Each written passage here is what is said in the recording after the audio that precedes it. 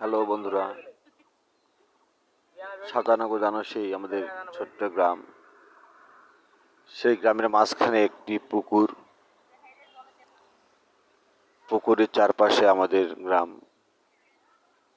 দেখুন,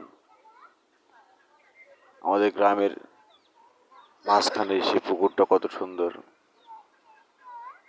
পুকুরের দৃশ্যগুলো দেখুন।